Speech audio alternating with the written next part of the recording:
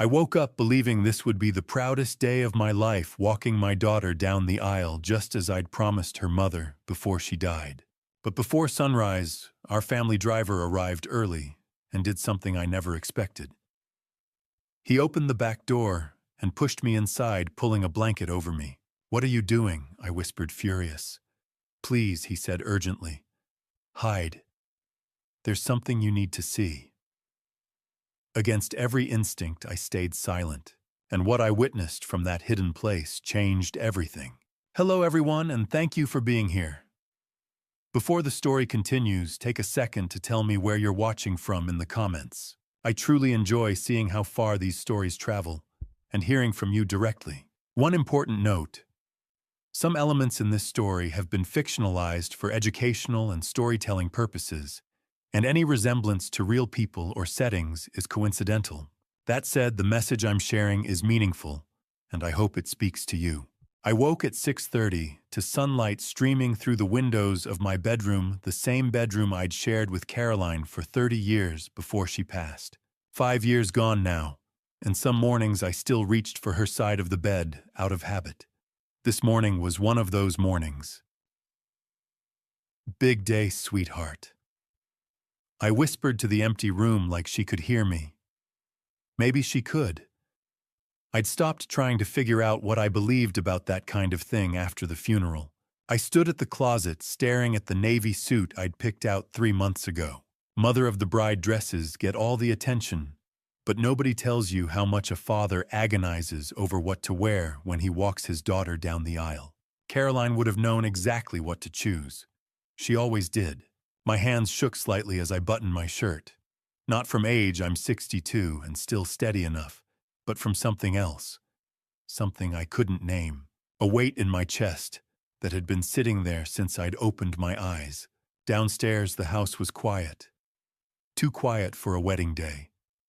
Emberlyn had stayed at her apartment last night with her bridesmaids, following some tradition about the groom not seeing the bride. I'd offered to let them use the house, God knows we have the space, but she'd insisted on keeping things simple. Simple, right. I made coffee dark and strong, the way I'd learned to like it during 30 years of early morning business meetings. The machine hissed and gurgled familiar sounds in the familiar kitchen. Everything was exactly as it should be. So why did I feel like I was standing on the edge of something? I carried my cup to the window overlooking the gardens. The May morning was perfect, not too hot, not too cold. The kind of weather you pray for when planning an outdoor wedding reception. The tent company had set up yesterday, white canvas gleaming against the green lawn. Everything was ready. Everything except me. I pulled out my phone, scrolled to a photo from 2 months ago. Emberlyn and Zachary at their engagement party. Her face lit up with joy I hadn't seen since before Caroline died. My daughter happy again. Wasn't that what I'd wanted? Wasn't that what Caroline would have wanted? Protect our girl, Caroline had whispered in the hospital near the end. Her hand in mine so light it barely felt real. Promise me, Pete, no matter what. I promise, I'd said, and I'd meant it. The sound of tires on gravel pulled me from the memory. I checked my watch, 6:55. Martin wasn't supposed to arrive until 7:30. We'd gone over the schedule a dozen times. He'd drive me to the church at 8, give me time to settle in before the ceremony started at 10. But there was his black sedan rolling up the drive 15 minutes early. I set down my coffee and headed for the door. Martin had been with our family for 20 years, since before Emberlyn was born. He'd driven Caroline to the hospital the night she had our daughter. He'd driven me to that same hospital the night Caroline didn't come home. If there was anyone in this world I trusted, besides my own flesh and blood, it was Martin Fuller. He was out of the car before I reached the front steps. The morning sun caught the silver at his temples, when had he gotten so gray, and I saw something in his face that stopped me cold. Fear. Not the nervous kind, the real kind. The kind that makes a man's jaw tight and his hands clench into fists. "Martin," I called. "Everything okay?" He crossed the distance between us in quick strides, glancing over his shoulder like he expected someone to be watching. When he reached me, he kept his voice low. Mr. Caldwell, I need you to trust me. Of course I trust you. What's going on? Not here. His eyes darted to the windows, the driveway, the trees beyond. Get in the car. Please. Something in his tone made my stomach drop. Martin, you're scaring me. Good, he said quietly. You should be scared, but not of me. Never of me. He'd driven my wife to the hospital when she was dying. He'd held my shoulder at the funeral when I couldn't stand on my own. This man had been a part of my family for 2 decades, and I'd never seen him look like this. What's this about? I asked. Is it Emberlyn? Is she hurt? She's not hurt. Not yet. Martin opened the back door of the sedan. But she's about to make the worst mistake of her life, and you're the only one who can stop her. Get in the car, Mr. Caldwell. We don't have much time. My mind raced through possibilities, each worse than the last. An accident, a threat, something wrong with the wedding. But Martin's eyes weren't frantic. They were determined. Whatever this was, he'd planned for it. I climbed into the back seat. The leather was cool. The car smelled faintly of the lavender air freshener Martin always kept hanging from the rearview mirror. Normal. Everything was normal, except for the fact that I was sitting in my wedding suit in the back of a car at 7 in the morning, with no idea why. Martin reached past me and grabbed a dark blanket from the seat. The same blanket he kept for winter emergencies. Lie down, he said. Cover yourself completely. You can't be seen. What, Martin, this is... Mr. Caldwell. He looked me dead in the eye. 20 years ago, I made a promise to Miss Caroline. I promised I'd look after you and Emberlyn no matter what. I've kept that promise every single day. I'm keeping it now. Please, lie down. Caroline's name hit me like a physical blow. Martin never invoked her name lightly. Never. I thought about my daughter somewhere across town in her wedding dress, about to marry a man named Zachary Palmer. A man I barely knew, if I was honest with myself. A man who'd swept into Emberlyn's life 18 months ago and made her smile again after years of grief. A man Martin apparently didn't trust. I lay down across the back seat, my suit jacket bunching awkwardly beneath me. Martin draped the blanket over me, heavy and dark, blocking out the morning light. Whatever you see, whatever you hear, Martin said quietly, don't make a sound. Not until I tell you it's safe. Understand? I understand, I whispered, though I didn't. I didn't understand any of this. The door closed softly. A moment later, the driver's door opened and Martin slid behind the wheel. The engine purred to life. Where are we going? I asked from beneath the blanket. To show you the truth about Zachary Palmer, Martin said. And then you're going to help me save your daughter. The world went dark under that blanket, but every sound became sharp, clear, dangerous. I'd been lying there maybe 10 minutes long enough for my back to start aching against the leather seat, long enough to wonder if Martin had lost his mind when the car slowed and pulled to a stop. I heard the crunch of gravel under tires, then silence. My heart hammered against my ribs. Where were we? The front passenger door opened with a soft click. Someone slid into the seat, and I caught a whiff of expensive cologne. Not Martin's usual subtle aftershave, but something bolder, younger. Morning, Martin. The voice was smooth, confident. Zachary Palmer, my future son-in-law. Good morning, Mr. Palmer. Martin's reply was perfectly neutral, professional. No hint of whatever fear I'd seen in his face 20 minutes ago. Beautiful day for a wedding, isn't it? Zachary settled into his seat. I heard the rustle of fabric, his tuxedo probably. I still can't believe this is really happening. Big day indeed, sir.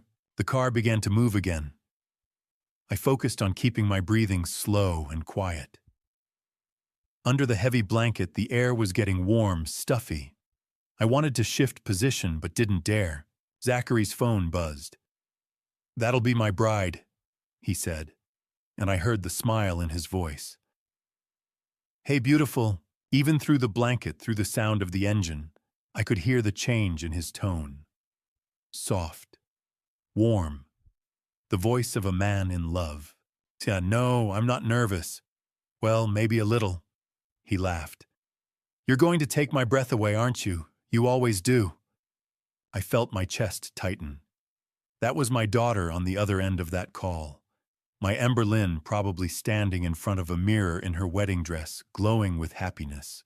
"I love you too," Zachary said. "See you at the altar, Sunshine." Sunshine. He called her Sunshine. The call ended. For a moment there was only the hum of the engine and the muffled sound of traffic outside. I allowed myself to relax slightly. Maybe Martin was wrong. Maybe this was all some misunderstanding.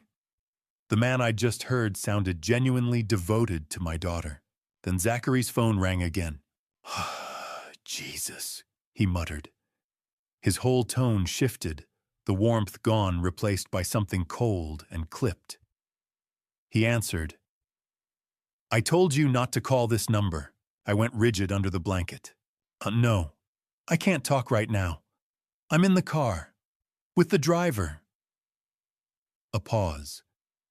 I could hear a tinny voice on the other end, words too faint to make out, but the urgency was clear. I said we'd handle it. Everything is on track. The voice on the phone got louder, more insistent. "Look." Zachary's voice dropped lower, harder. 3 months, not before. We agreed on the timeline. Don't call me again until... He stopped abruptly, then finished in a harsh whisper. "Until it's done." He ended the call with more force than necessary. The silence that followed felt thick enough to choke on. "Everything all right, Mr. Palmer?" Martin asked, his voice still perfectly even. "Oh, fine. Just some business that won't wait." Zachary's attempt at a casual laugh fell flat. "You know how it is. People think just because it's your wedding day, the whole world stops." "Indeed, sir. But I heard something in Zachary's breathing. Quick, shallow, stressed. 3 months. Not before, until it's done." What did that mean? What was supposed to happen in 3 months? And who was calling him so urgently that they'd risk phoning on his wedding day? Under the blanket, my hands curled into fists. That second call hadn't sounded like love. It hadn't sounded like business either. It sounded like something else entirely. Something that made my future son-in-law's voice go cold and calculating. I tried to piece it together. The warmth with Ember Lynn, then the ice with whoever that was. 2 different people in the same man, or maybe, and this thought made my stomach drop, maybe the warmth was the act, and the cold was what lay underneath. "Chiquia, we're taking a different route today, Mr. Palmer," Martin said calmly. "Construction on the main road." "Oh, sure, whatever you think is best." Zachary didn't seem to care where we were going. He pulled out his phone again. I heard the soft tap-tap of typing. Texting someone. More business that couldn't wait. Or was he texting whoever had just called? I lay there in the darkness, breathing as quietly as I could, listening to every shift of fabric, every tap of his phone, every change in the engine's pitch, as Martin navigated through traffic. This was what Martin wanted me to hear. This was why he'd shoved me into this car. But why? What did Martin know that I didn't? "Oh, okay, Sonny, how long have you worked for the Caldwells?" Zachary asked suddenly. 20 years this September, sir." "That's a long time. You must be close to the family." "I consider it an honor to serve them." Something in Martin's phrasing made me think of that promise he'd mentioned. The promise he'd made to Caroline. What exactly had my wife asked him to do? "Pete seems like a good man," Zachary continued. "Little old-fashioned, maybe, but solid. The kind of father-in-law who'll want to stay involved, I imagine. Mr. Caldwell loves his daughter very much. I'm counting on that." Zachary's voice had an odd quality I couldn't quite identify. "A man who loves his daughter will do anything to see her happy, won't he?" "I expect so, sir." Good. That's good. The way he said it made the hair on the back of my neck stand up. It wasn't the words themselves, they were perfectly innocent, but the tone underneath, like he was working through some private calculation. 3 months. Everything is on track. My mind spun with possibilities, each darker than the last. Was he planning something? Was Ember Lynn in danger? But that didn't make sense. Why would he marry her if he meant her harm, unless the marriage itself was part of whatever plan he had? The car made a turn, and I felt myself slide slightly against the seat. Martin must have noticed, because he spoke up quickly. Hit a rough patch there. Road work everywhere these days. No kidding, Zachary replied, distracted. His phone buzzed again. Sorry, I need to take this. But this time when he answered, his voice was careful. Hey. Yeah, I'm on my way. No, we're good. I'll call you later, okay? Yeah. Later. He ended the call fast. Too fast. Like he didn't want anyone Martin to hear too much. The pieces weren't fitting together yet, but I knew I was hearing something important. Something that explained the fear in Martin's eyes this morning.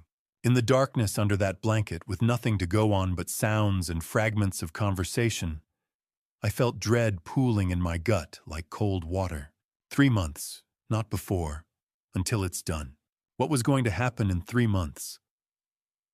And what did it have to do with my daughter's wedding day? I didn't have answers yet, but I knew with a certainty that made my chest ache that Martin was right to be afraid. 3 months on track for what my stomach twisted with a dread I couldn't name yet. 20 minutes into what should have been a straight shot to St. Benedict's Cathedral. Martin turned south. I felt it, before I understood it, the pull of gravity as the sedan banked left, the shift in momentum telling me we were heading away from downtown. Beneath the blanket, I had only sensation to guide me, the engine's hum, the rhythm of stops and starts, sunlight warming the fabric against my face. This turn felt wrong. My internal compass screamed at me. St. Benedict's was north and east, a straight 15-minute drive through oak-lined streets. This route had too many turns, too much stop-and-go traffic. We were heading south, away from the cathedral, away from the wedding. In the front seat, Zachary's phone buzzed harsh, insistent vibrations, demanding attention. "Damn it," he muttered. I heard fabric rustle as he checked the screen. Another buzz, then another. "Everything all right, Mr. Palmer?" Martin asked, his voice carefully neutral. "Yeah, fine." Zachary paused, weighing something. "Actually, Martin, I need to make a quick stop. Won't take more than 5 minutes." "Course, sir. Where to?" "Maple Street, South Side. You know it. No hesitation. None at all." "Yes, sir, I know it." That was when I knew. Martin hadn't been surprised. He'd been expecting this. That's why he'd hidden me in the back seat. That's why we were driving south instead of north. Martin had planned this. The sedan accelerated, merging onto what felt like a highway, smooth concrete rushing traffic distance covered quickly. Route 9, probably. The industrial corridor cutting through the city's midsection before dipping into the working neighborhoods. Through the gap in the blanket, I caught glimpses of harsh sunlight hitting concrete without the filter of trees. The air felt different, thicker, grittier. Exhaust and hot pavement. We slowed. Traffic lights, frequent stops, city driving in a neighborhood where people lived close together. "Next light, take a left," Zachary said, his voice stripped of charm. 2 blocks down. Understood. The road changed, rougher pavement potholes jarring the suspension.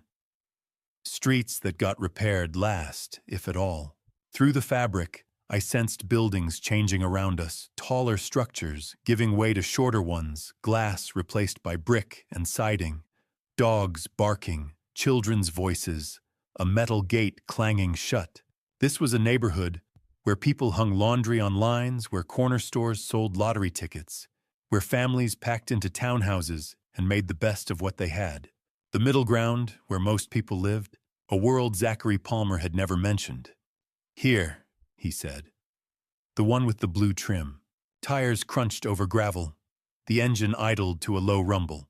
Zachary's door opened. Just give me a few minutes. Of course, sir. His footsteps faded quick strides across uneven pavement. A gate creaked.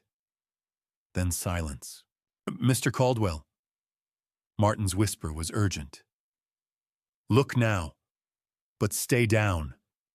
I shifted the blanket just enough to see through the gap between the seats. We were parked before a narrow townhouse. 2 stories. Blue-gray siding faded to weathered denim. A small porch with rusted railing. The yard was overgrown grass, bordered by a leaning chain-link fence. At the end of a cracked walkway stood a mailbox. Nothing special, just standard metal, bolted to a wooden post that tilted left. Peeling paint. Worn edges. But the letters stenciled across its side were clear. The Palmer family. I stared, my brain stuttering over the words. Palmer. Zachary's name. The man marrying my daughter in less than 3 hours. The man who'd told us his parents were dead. No siblings, nobody to invite except college friends. The man who'd said he was alone in the world, that Emberlyn and I would be his whole family. So why was there a mailbox with his name on a working-class townhouse? Present tense. The Palmer family. As if people named Palmer still lived here. Still received mail here. Still called this home. Zachary walked up the cracked steps. He didn't knock. His hand went straight to the doorknob, twisted it, pushed the door open like he'd done it 1,000 times. Like he belonged there. The door swung inward, revealing only shadow, and Zachary stepped inside. It closed behind him with a soft click. I stared at that closed door, heart pounding. Palmer. The Palmer family. This wasn't the story he'd told us over dinner at our estate, or during the engagement party, or in any conversation over the past 2 years. This was something hidden. Something he'd kept locked away from Emberlyn and me. My hands curled into fists beneath the blanket. Palmer. That was his name. But why did he have a mailbox here? Why did he walk into this house like he owned it? And why on the morning of his wedding to my daughter did he need to stop here at all? Martin opened my door and leaned in close, his voice barely a breath in the cool morning air. Mr. Caldwell, you need to see this with your own eyes. Stay low. Watch the side entrance. I didn't argue. Whatever Martin had brought me here to witness, whatever truth hid behind that faded blue door with Zachary Palmer's name on the mailbox, I needed to see it. For Emberlyn. For myself. For the promise I'd made to Caroline 5 years ago, when she squeezed my hand on her deathbed and whispered, "Take care of our girl." I unfolded myself from the cramped back seat joints, protesting each movement.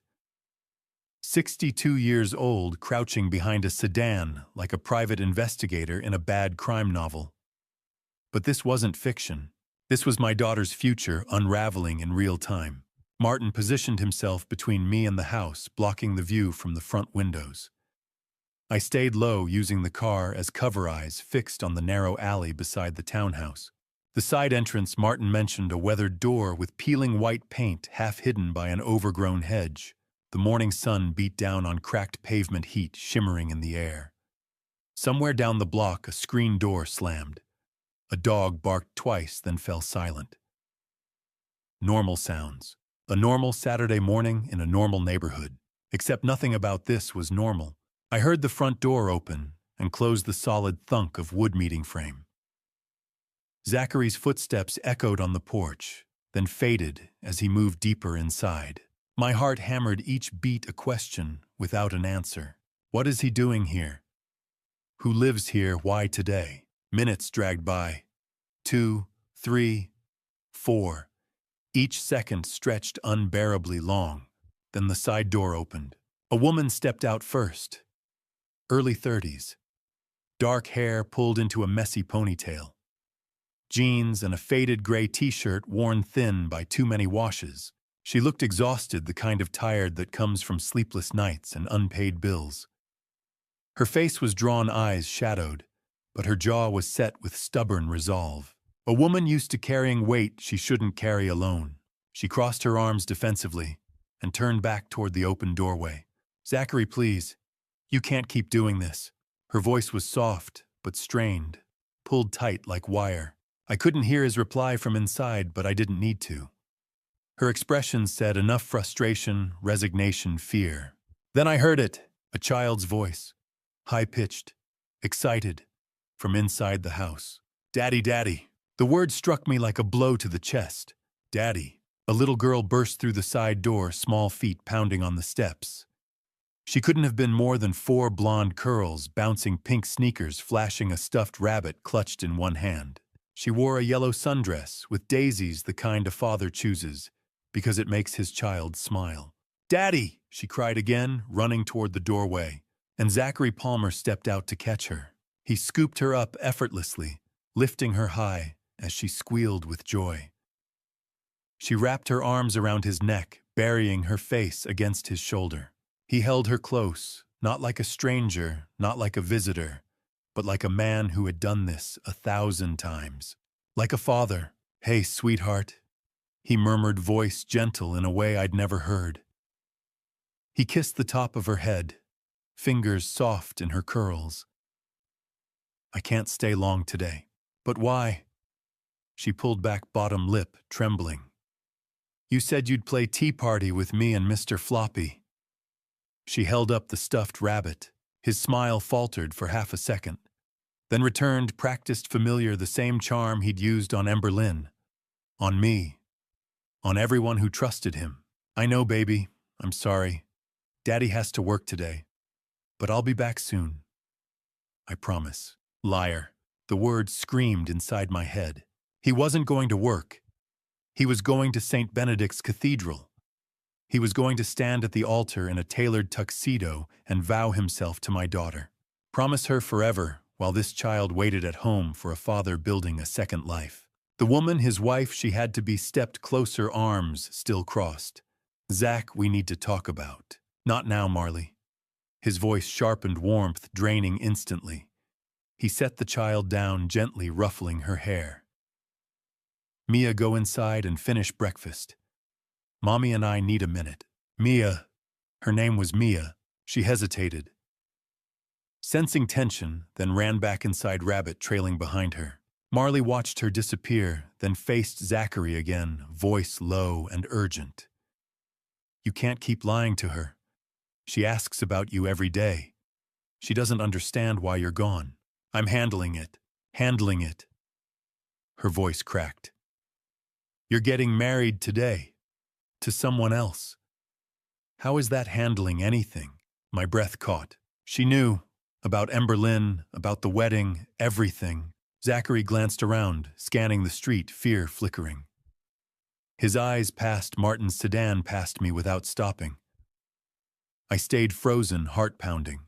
I told you the plan, he said coldly. 1 year. With the Caldwell money, I pay off Greco. Then we're free. Mia gets the medical care she needs. We start over. And what about her, Marley whispered. What about Emberlyn? You'll ruin her life. She'll get over it. Rich people always do. I wanted to move, to stand, to confront him, demand answers, drag him away and make him explain how he could lie to my daughter's face. But I couldn't move. I could only listen as my nightmare confirmed itself. Zachary pulled Marley close, voice soft, almost tender. I'm doing this for us. For Mia. Trust me. She pulled away, eyes shining. I stopped trusting you a long time ago. He flinched, then walked toward the front without another word. Marley stood there, shoulders sagging, then went inside, closing the door quietly. I stayed crouched behind the car, mind spinning. Zachary Palmer had a wife. He had a daughter. And in less than 3 hours, he was going to marry Emberlyn.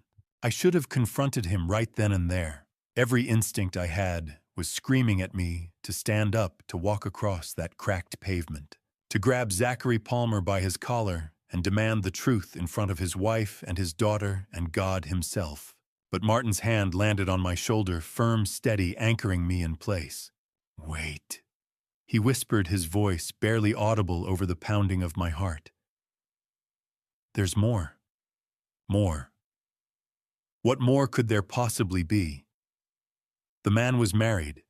He had a child. He was about to commit bigamy in front of 200 wedding guests and a priest who believed every word of the vows Zachary would speak. But Martin's grip didn't loosen, and something in his tone told me he was right. Whatever I'd seen so far was only part of the picture, so I stayed low, crouched behind the sedan, like a man half my age, my knees aching and my hands balled into fists. Across the narrow yard, Mia's bright voice called out from inside the house. "Mommy, can I have more juice?" Marley glanced back through the open side door, her expression softening for just a moment. "In a minute, sweetheart. Go play with your toys for now, okay?" "Okay." The sound of small feet pattering away, a door closing somewhere deep in the house. Then Marley turned back to Zachary and the softness vanished. Her arms crossed over her chest again, that defensive posture I'd seen before, like she was trying to hold herself together by sheer force of will.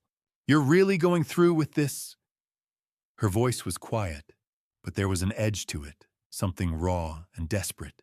Zachary didn't look at her. He was staring out at the street, his jaw tight, his hands shoved deep into his pockets. When he finally spoke, his voice was flat. Cold. "We don't have a choice. There's always a choice. Not when Greco's involved." He turned to face her then, and even from where I crouched, I could see the tension in his shoulders, the hard set of his mouth. "He gave us until the end of the year, Marley. That's it. If I don't pay him back by then." He didn't finish the sentence. He didn't need to. Marley's face went pale. "I know. But this Zach, she's a person. Emberlyn is a real person with real feelings. Her father seems like a decent man. This feels wrong. It feels evil. Their decency doesn't save Mia." Zachary's voice turned sharp, cutting through her protest like a blade. "Their money does." The words hit me like a punch to the gut. My money. My family's money. That's what this was about. That's what Emberlyn was to him, a bank account with a pretty face and a trusting heart. Marley shook her head, her eyes glistening. "And after, when she finds out, she won't. Zach, she won't." His tone left no room for argument. "Once I'm her legal husband, I'll have access to everything. Joint accounts, family trusts. The Caldwell portfolio is worth over $200 million, Marley. All I need is 1 year.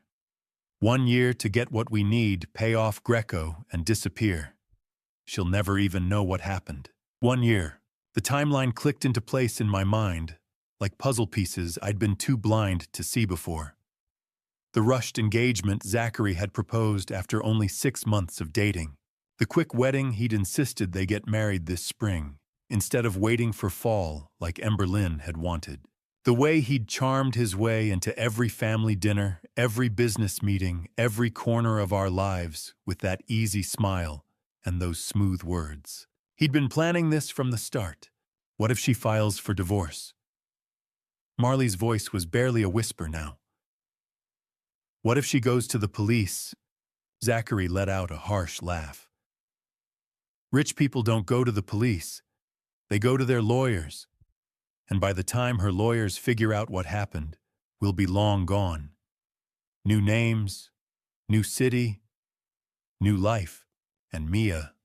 See, Mia gets the medical care she needs, the surgeries, the specialists, everything she couldn't get while we're drowning in Greco's debt. His voice softened just slightly.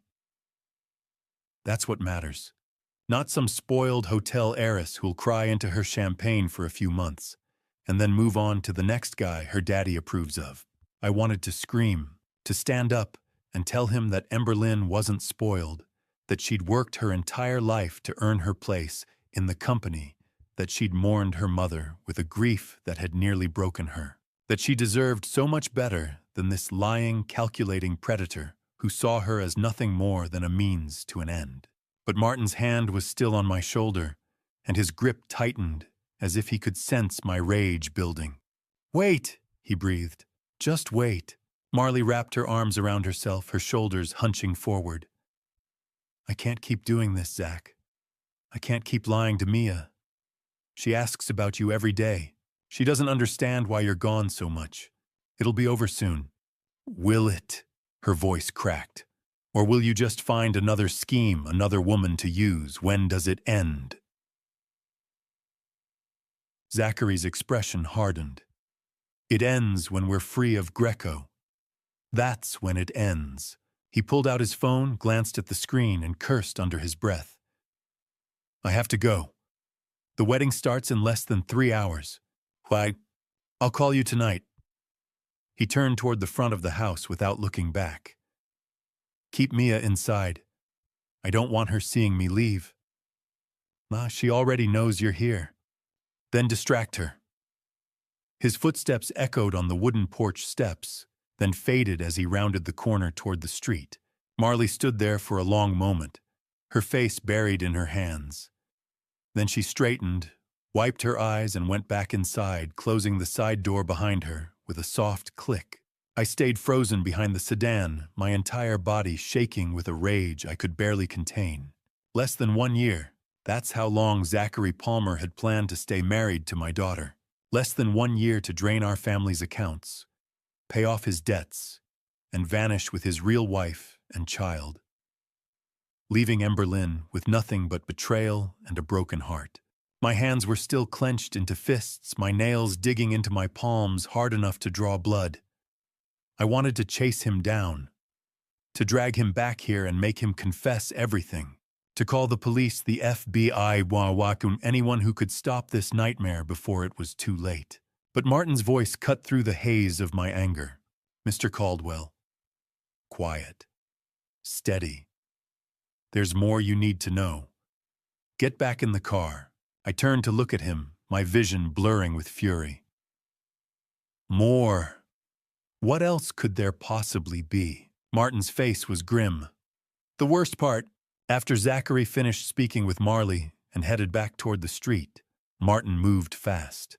Mr. Palmer, he called, stepping around the sedan with practiced ease. I'm sorry, sir, but there's an issue with the car. The engine's making a strange noise. I don't want to risk breaking down on the way to the cathedral. Zachary stopped short, irritation flashing across his face. Today? Are you serious? I apologize, sir. It just started. Martin gestured toward the hood. With the wedding in less than 2 hours, I don't want to take any chances. Why don't you call a rideshare? I'll get this checked out and meet you at St. Benedict's. Zachary pulled out his phone, jaw tight. Fine. But if this makes me late... It won't, sir, I promise. Within minutes, a black SUV pulled up to the curb. Zachary climbed inside without another word. The vehicle drove off and disappeared around the corner. The moment he was gone, Martin turned back to the sedan, where I was still crouched behind the rear door, my heart slamming against my ribs. That was quick thinking, I said, my voice hoarse. Martin's expression remained grim. Get in, Mr. Caldwell. There's something else you need to see. I slid into the back seat, my legs stiff after being cramped so long. When the door shut, sealing us inside the quiet shell of the car, Martin reached into his jacket and pulled out his phone. There's more, he said. His voice was steady, but his eyes were dark. Something much worse. He unlocked the screen and turned it toward me. The first image was a screenshot of an email. The sender address was nothing but random letters and numbers. Anonymous. Untraceable. The message itself was unmistakable. Target 3 months post-wedding. Priority, make it look like an accident. No traces. $50,000 on completion. My blood turned cold. I read it again and again, trying to force the words to mean something else. Target, 3 months, accident, $50,000. Scroll, Martin said quietly. My hands shook as I swiped. The next image showed messages from an encrypted app, the kind used when people didn't want to be found. Subject leaves estate daily at 7:30 a.m. Takes Route 9 to downtown office. Black sedan. Usually alone except for driver. My schedule, my routine, my life reduced to notes. Tuesdays and Thursdays lunch meeting at Riverside Grill. Walks from parking garage, 2-block stretch, minimal foot traffic, every habit, every weakness. Friday evenings private club on Hamilton Street. Valet parking. Returns to vehicle alone around 10 p.m. The club I'd felt safe in for decades. Keep going, Martin said. I swiped again.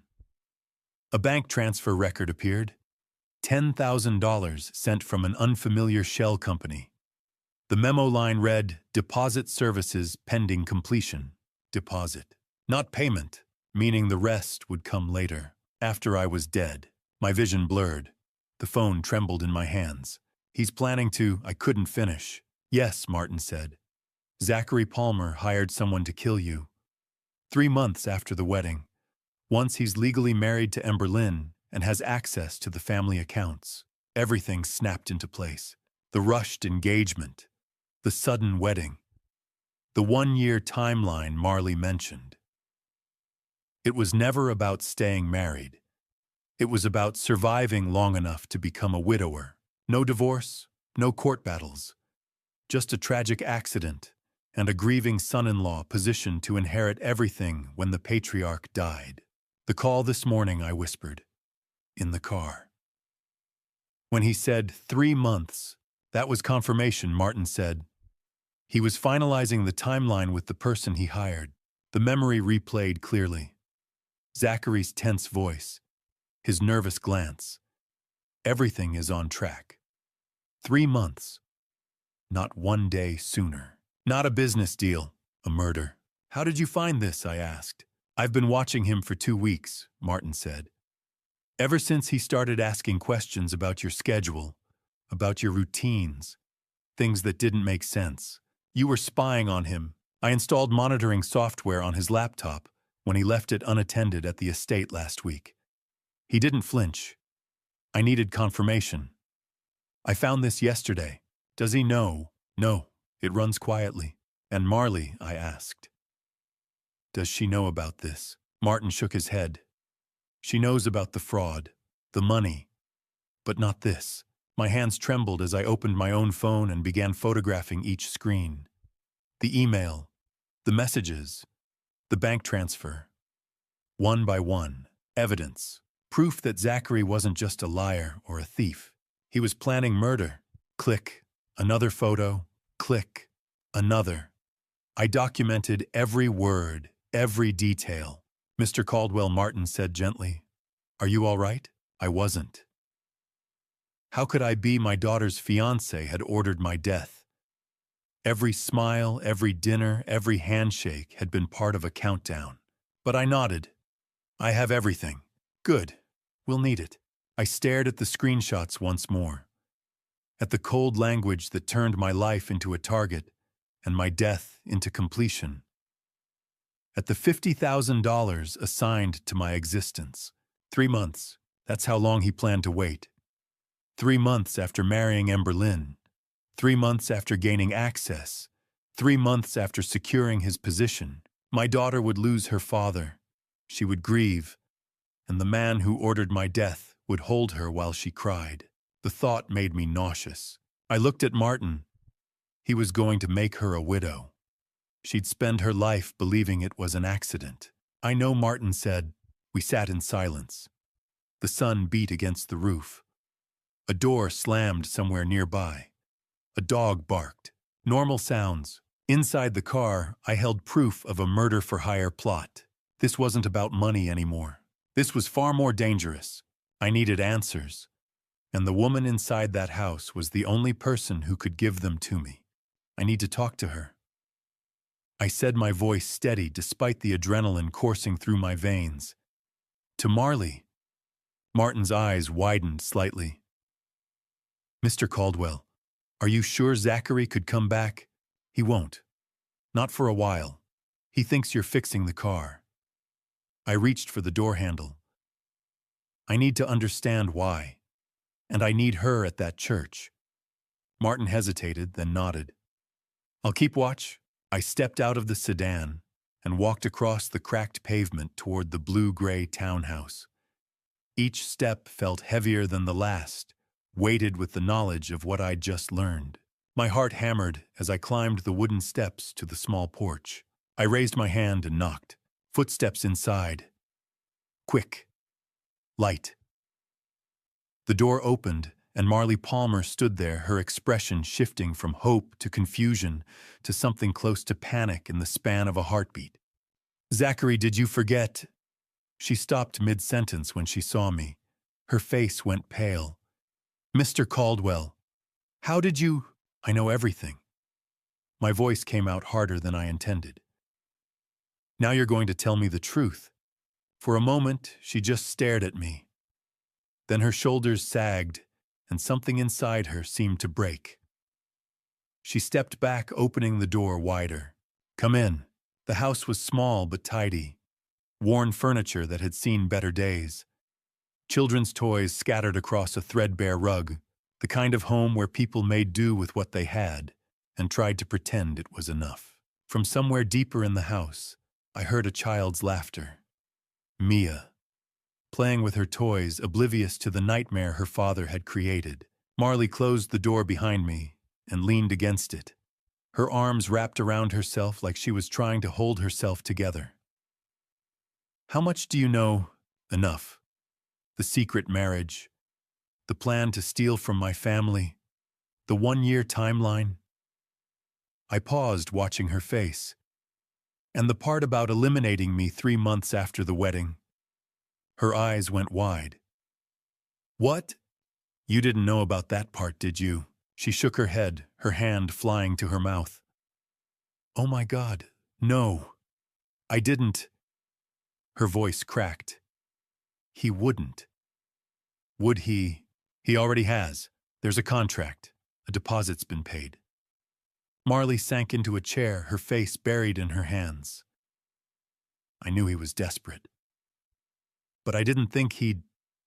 She looked up at me, tears streaming down her face. "I'm so sorry. I'm so sorry." "Tell me why," I said. "Tell me all of it." She took a shaky breath and began. "We owe Anthony Greco nearly $500,000. Zachary made bad investments, got in over his head with some startup that crashed. When the money dried up, he went to Greco for a loan. Then Mia was born premature, 2 months early. The NICU bills alone were over $95,000. Specialists, surgeries, equipment." Her voice trembled as she spoke, each word heavy with exhaustion and fear. "Greco gave us a deadline, end of the year. He said if we didn't pay by then, she couldn't finish, but she didn't need to. The threat was clear enough. He'd take Mia," I said quietly. Marley nodded, wiping her eyes. "Zachary panicked. He started looking for ways to get money fast. That's when he found your daughter, at some networking event. He saw an opportunity, a wealthy family, a trusting woman. And he..." Her voice broke. "He saw a way out." I felt sick. Emberlyn had been nothing more than a target, a means to an end. "But you tried to stop it," I said, remembering the pieces Martin and I had overheard. "Didn't you?" Marley's head snapped up, her eyes red and swollen. "Yes. God, yes, I tried. I swear I tried, Mr. Caldwell." She stood and disappeared into another room, returning moments later with a folder. She opened it on the coffee table, spreading out its contents with trembling hands. 3 weeks ago, I sent an anonymous letter to Emberlyn's office, warning her about Zachary, that he wasn't who he said he was. She showed me a handwritten draft, the words shaky but clear. "The man you're about to marry is hiding something. Please investigate before it's too late." 2 weeks ago, I called her. I got through to her assistant, said it was urgent. But before I could say more than a few words, Zachary came home early. He heard me on the phone. He twung. She touched her wrist, and I saw the faint shadow of an old bruise. He took the phone, deleted the call log, told me if I ever tried again, I'd never see Mia. that he'd take her and disappear, and I'd spend the rest of my life wondering if she was alive. My hands curled into fists. Last week I tried to send an email from the library, but Zachary has spyware on my computer, on my phone. He knew within hours. He deleted the draft before I could send it. She pulled out a phone showing me her deleted items folder, an unsent email to Emberlyn's personal address, a warning that never made it. "June, I kept copies," Marley whispered. "Everything. The letter. The phone records showing I called her office. The email draft. I knew if something went wrong, I'd need proof that I tried." She reached into the folder and pulled out more documents. A marriage certificate with her and Zachary's names, dated 5 years ago. Photos of them together, younger, happier before Greco and debt and desperation had twisted everything into this nightmare. I have everything here," she said. "Proof of our marriage. Proof that Mia is his daughter. Proof that I tried to warn your daughter and he stopped me." Her voice broke. "I wanted to save her. I wanted to protect her from him. But I couldn't. I was too afraid of losing Mia." I looked at the folder at the evidence of a woman trapped between her child and her conscience. She'd tried. In her own terrified way, she'd tried to stop Zachary. And Emberlyn had never known. "Did Emberlyn ever see the letter?" I asked. Marley shook her head. "I don't know. Maybe her assistant threw it away. Maybe she thought it was a prank." I never heard back. The anonymous warnings. The strange call that never went through. Emberlyn had probably dismissed them as wedding jitters or jealous rivals. She'd never known how close someone had come to saving her. I met Marley's eyes. "You're going to come to the church. With Mia. With that folder. This ends today." She looked terrified. "He'll kill me. He's already planning to kill me. And he's about to destroy my daughter's life." I kept my voice firm. "You have a choice, Marley. Help me stop him, or let him turn Emberlyn into a widow and leave you and Mia with nothing but guilt." For a long moment she said nothing. Then slowly she nodded. "Okay, we'll come." I looked at the folder again. At the proof of Marley's desperate attempts to save a woman she'd never met. At the evidence that my daughter had been warned and had never known it. She'd tried to save Emberlyn, and my daughter had ignored every warning. By the time we left Maple Street, it was nearly 8:45. The wedding at St. Benedict's would begin in just over an hour. Martin drove in silence the sedan, cutting through the late morning traffic with practiced efficiency. I sat in the back. My phone clutched in one hand, Marley's folder of evidence beside me on the seat. My mind raced with possibilities, each one worse than the last. "I should go home," I said suddenly. "I should tell her right now, before any of this goes further." Martin's eyes met mine in the rearview mirror, steady and knowing. "With all due respect, sir, she won't believe you. Not without proof she can see with her own eyes." I wanted to argue, but I knew he was right. 2 months ago I'd tried. Not directly, I hadn't known enough then to be direct. But I'd asked careful questions over dinner. Innocent inquiries about Zachary's past, his family, his career before he'd met Emberlyn. And my daughter had shut me down. "Dad, if you don't like him, just say it," she'd said, her voice tight with frustration. "But don't make up reasons to push him away. I love him, and I thought you'd be happy for me." I'd backed off, apologized, told her I just wanted to make sure she was making the right choice, that I trusted her judgment. But the truth was, I'd been afraid. Afraid of the distance that had already started to grow between us since Caroline died. Afraid that if I pushed too hard, I'd lose Emberlyn completely. So I'd stayed silent. And Zachary had used that silence to burrow deeper into our lives. I should have done a background check." I said the words bitter on my tongue. "Why didn't I do that?" Because Miss Emberlyn asked you to trust her choice," Martin said quietly. "And you respected that." "I respected it right into a trap. You were being a good father, sir." Zachary Palmer is a professional liar. He's fooled everyone. I looked out the window at the familiar streets of our neighborhood, the tree-lined avenues, the manicured lawns, the world where people like Zachary Palmer weren't supposed to exist. You suspected something, I said. Didn't you? Martin hesitated, then nodded. 2 weeks ago, I started noticing inconsistencies. Small things. The way he asked questions about your routine. His interest in the family's financial structure. So I took it upon myself to investigate. Without telling me, I needed to be certain before I brought it to you, sir. I've been with your family for 20 years. I wasn't about to accuse your daughter's fiancé without solid proof. 20 years. Martin had been there when Emberlyn was 10, when Caroline was diagnosed, when we'd buried her 5 years ago, and Emberlyn had clung to my arm at the funeral, both of us trying not to fall apart. He'd earned the right to protect us.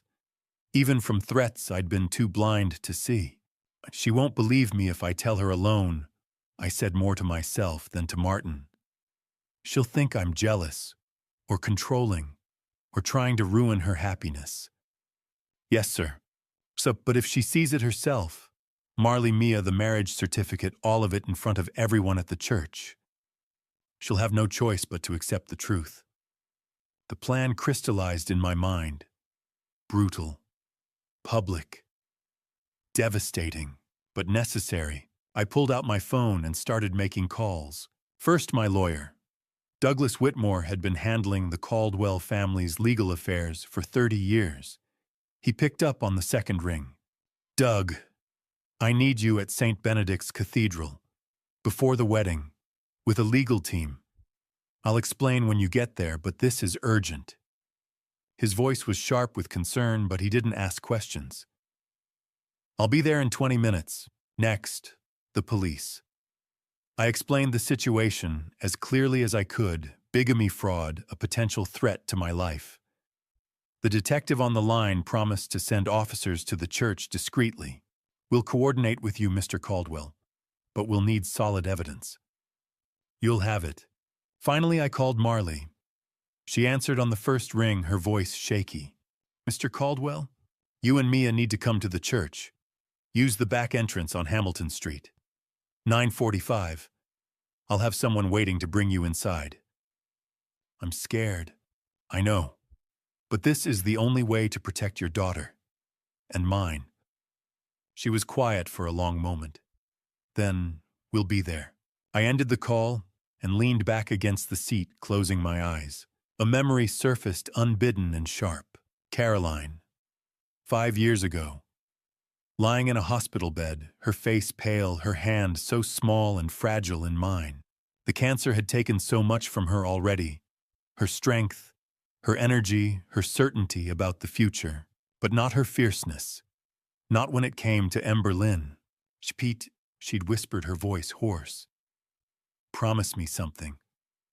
Anything. No, protect our girl. Even when she doesn't understand. Especially when she doesn't understand. I'd squeezed her hand, fighting back tears. I promise. Sometimes love means breaking their heart to save their life. I hadn't understood then. Not really. But I understood now. I was about to walk into St. Benedict's Cathedral and destroy the happiest day of my daughter's life. I was about to humiliate her in front of 200 guests, reveal that the man she loved was a fraud, and shatter every dream she'd built over the past 2 years. And she would hate me for it, at least for a while. But she would be alive. Safe. Free from Zachary Palmer and his plans to use her and discard her and eventually leave her a widow. Martin pulled the sedan into our estate's driveway. The house stood quiet and elegant in the morning sun, its windows gleaming, the gardens in full bloom. Everything looked perfect. Peaceful, a lie just like Zachary.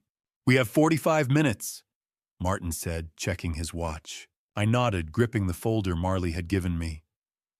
Then let's make sure we're ready. I looked at the house one more time, the home where Emberlyn had grown up, where Caroline had taught her to ride a bike and bake cookies and believe in happy endings. I was about to ruin the happiest day of my daughter's life, and it was the only way to save her. When I stepped through the front door of our home, I had to pretend this was the happiest day of my life. Morning sunlight poured through the tall windows of the entrance hall. White roses and lilies filled every vase, their perfume heavy in the air. Everything looked flawless. Wedding day perfect. From upstairs came laughter, women's voices bright and excited. The bridesmaids helping Emberlyn get ready. Then I heard her, "Dad, Dad, is that you?" I looked up. Emberlyn appeared at the top of the staircase, her face lighting up when she saw me. She wore a white silk robe, her hair half-styled curlers pinned in place. Even unfinished, she looked radiant. "Where have you been?" she asked, as she hurried down bare feet, soft against the carpet. "I was worried. You left so early." And Martin mentioned something about the car. I forced a smile. The smile a father wears on his daughter's wedding day. "Just needed some fresh air, sweetheart." Big day. She reached the bottom and wrapped her arms around me, burying her face in my shoulder. I held her tighter than necessary, memorizing the feel of her knowing what I was about to do. "I'm so nervous," she whispered. "But I'm happy, Dad. I really am. Zachary is... he's everything I hoped for." The words cut deep. I closed my eyes and kissed the top of her head, breathing in her shampoo. Lavender and vanilla, the same scent Caroline used to buy when Emberlyn was little. "I know, honey." She pulled back, eyes shining. "I just wish Mom could be here today. She would have loved this." My throat tightened. I brushed a strand of hair from her face the way I had since she was a child. "She is here," I said softly, "always with us." Emberlyn's smile trembled. "You really think so?" "I know so, and she'd want me to protect you." Emberlyn, a bridesmaid, called from upstairs. "We need you hair and makeup." Emberlyn laughed and wiped her eyes. "Coming." She turned back to me, glowing. "I have to finish getting ready. You'll walk me down the aisle right like we practiced. I wouldn't miss it." She hugged me again, quick and fierce. "I love you, Dad." "I love you too," I said. "More than you know." She kissed my cheek and ran upstairs, the white silk robe fluttering behind her. I stood there watching her disappear around the corner. In less than 2 hours, I was going to break her heart. I would stand before 200 people and expose the man she loved as a liar, a bigamist, a criminal planning to steal from our family, and worse. I would destroy this beautiful moment publicly and completely. She would hate me. Maybe not forever. Maybe one day she'd understand I'd done it to save her, to protect her from a man who saw her as nothing but a bank account. But right now she loved him. She believed in him. She'd built her future around becoming his wife. I moved through the house like a ghost. Past the dining room where Zachary had shared meals with us. Past Caroline's study, her books still lining the shelves, her glasses resting where she left them. Past the living room where 3 months ago Zachary had knelt and proposed while I watched my daughter's face light up with joy. I had said yes, shaken his hand, welcomed him into our family, because I trusted Emberlyn, because I wanted her happy, because I was afraid of asking questions that might push her away. Now I was paying for that trust. I stopped before the portrait in the hallway. Caroline and me on our wedding day. She wore white lace holding peonies. I wore a tuxedo slightly too big and a nervous smile. We were young. Certain love was enough. "I'm sorry," I whispered. "I should have seen it sooner." Her painted smile didn't change. Her eyes, Emberlyn's eyes, looked back at me. Sometimes love means breaking their heart to save their life. I checked my watch. 9:20. 40 minutes until the church. 40 minutes until everything changed. Upstairs, laughter continued. Music played. Bridesmaids talked about flowers and photos and how beautiful Emberlyn looked. She had no idea. For these last minutes, I would let her believe. Let her have this final moment of joy. Once I stood up in that church, her world would shatter. She would see me not as her protector, but as the man who ruined her happiest day. But she would be alive. She would be safe. And someday, God willing, she would forgive me. I turned from Caroline's portrait and walked toward my study to change into my tuxedo. In less than 2 hours, I would break my daughter's heart. But right now, I would let her have this moment. The ride to St. Benedict's felt like a funeral procession, even though everyone else was smiling. I sat beside Emberlyn in the back of the white limousine, watching the city drift past through the tinted windows. She held her bouquet of white roses and baby's breath in her lap, fingers trembling slightly against the silk ribbon. She looked breathtaking. The wedding dress Caroline and I had helped her choose fit her perfectly, lace sleeves, a sweetheart neckline, a long train meant to glide down the cathedral aisle like something from a fairy tale. Her hair was pinned in soft curls, a simple veil secured with Caroline's vintage hairpin, the one her grandmother wore, the one Caroline wore on our wedding day. She looked so much like her mother, it made my chest ache. Dad, Emberlyn said softly, pulling me from my thoughts. She reached over and took my hand, squeezing it. My hands are shaking. Is that normal? I looked at our joined hands, hers small and delicate, mine rough from decades of work. I could feel her pulse racing beneath her skin. Completely normal, sweetheart. Silence settled between us, filled only by the hum of the engine and distant traffic. The driver guided us through familiar streets, carrying us closer to St. Benedict's Cathedral, closer to the moment everything would collapse. Dad, Emberlyn said again, quieter now. Do you like Zachary? I mean, really like him? The question struck hard. I turned to her and saw the vulnerability in her eyes, the same look she'd worn as a child, asking if she was good enough, smart enough, lovable enough. She needed reassurance, and I couldn't give it. What matters, I said carefully, is that you're happy. Her brow furrowed. That's not what I asked. No, it wasn't. I lifted my hand and touched her face the way I had when she was small. I've always wanted what's best for you, Emberlyn. That will never change. She studied me for a long moment, searching for something I refused to give. Then she relaxed and leaned her head against my shoulder, just like she used to during movie nights. I love you, Dad. I love you too, more than anything. We stayed that way as the city passed by. I watched streets I'd known my whole life slide past the window. Riverside Park, where I taught her to ride a bike. The cafe Caroline and I visited every Sunday. The corner where I pulled over 5 years ago after the hospital called to say Caroline was gone. The same streets, but nothing was the same. My phone vibrated in my pocket. I shifted carefully and checked it. Martin, Marley, and Mia are en route. Back entrance secured. Officers in position. Everything is ready, sir. I typed back, understood.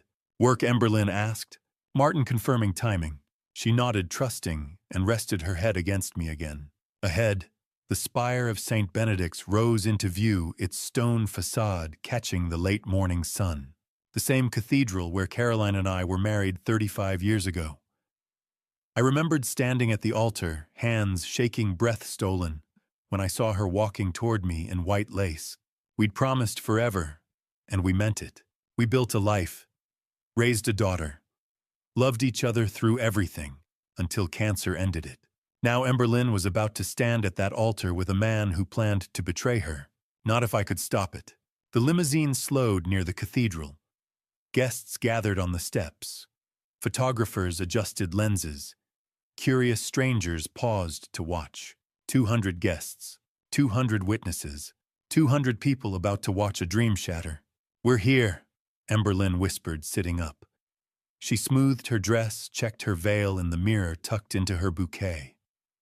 Oh, God, this is really happening. Yes, I said. She turned to me, eyes shining with tears she believed were joy. Thank you for everything, for raising me, for supporting me, for always protecting me. The words cut deep. I cupped her face, looking into Caroline's eyes, memorizing this moment. I love you, Emberlyn. No matter what happens today, no matter what you think of me after this, I love you more than my own life. She smiled, confused by my intensity, but too happy to question it. I know, Dad. I love you too.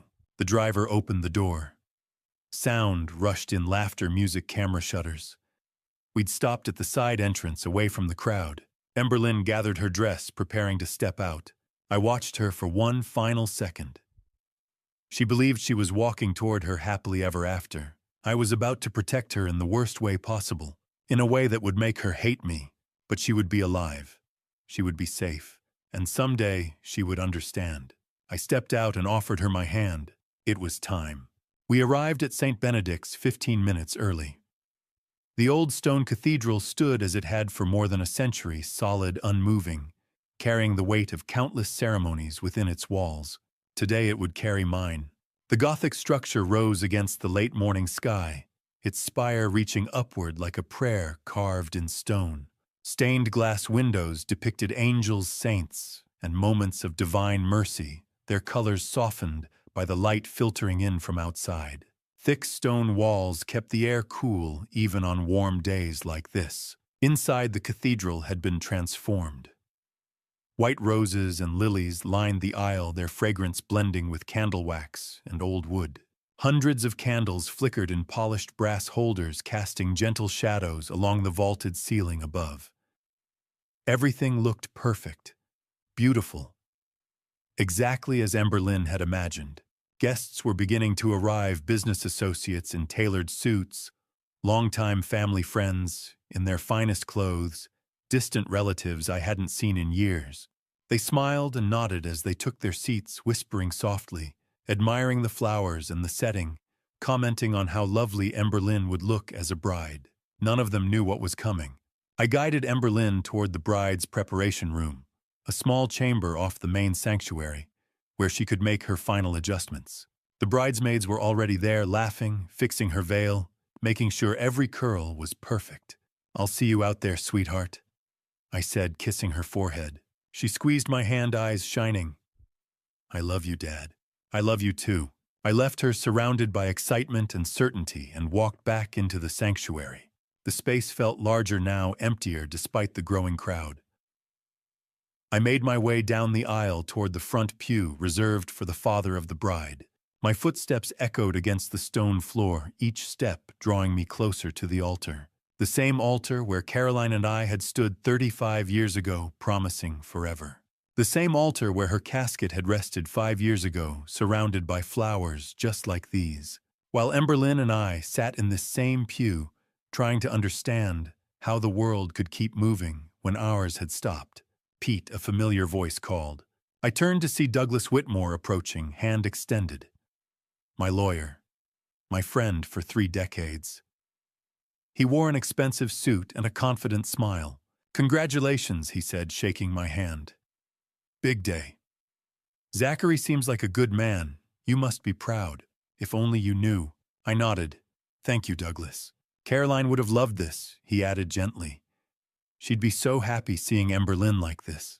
The words were meant kindly. They still hurt. "Yes," I said, "she would." Douglas patted my shoulder and moved on, leaving me alone near the front pew. I sat slowly, gripping the smooth wood. From here I could see everything: the altar, the rows filling with guests, the musicians near the organ, the photographer adjusting his lens. And near the side entrance I saw Martin, nearly invisible in his dark suit, scanning the room with practiced calm. Our eyes met. He gave a slight nod. My phone vibrated silently. I pulled it out.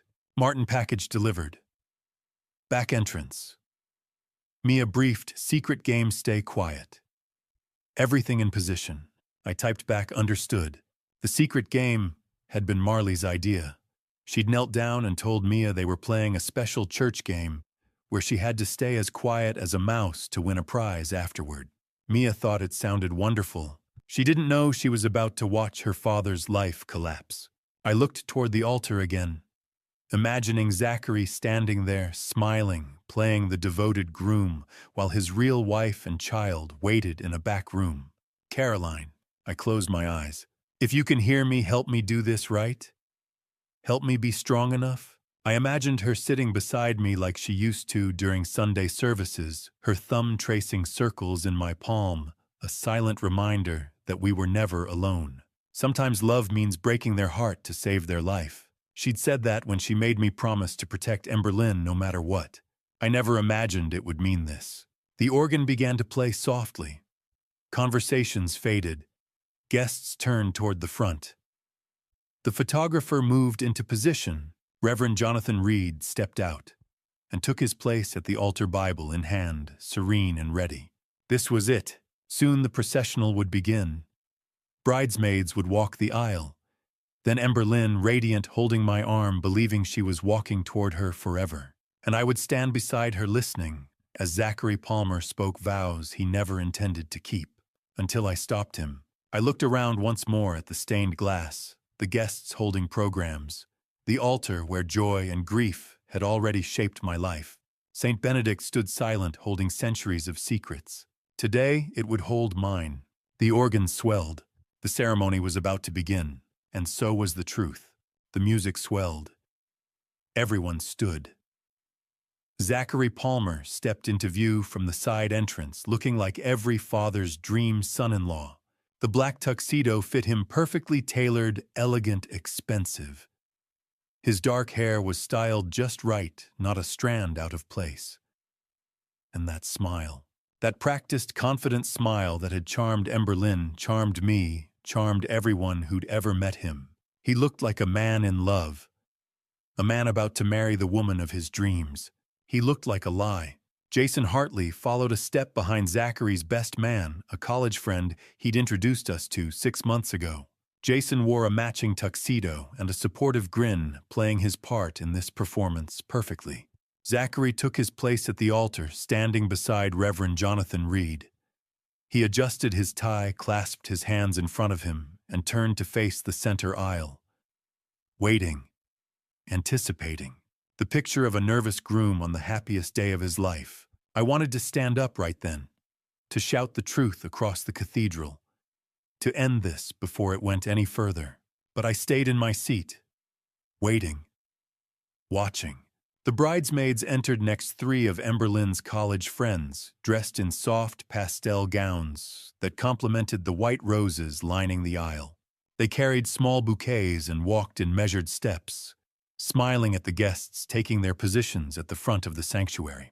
Then the music changed.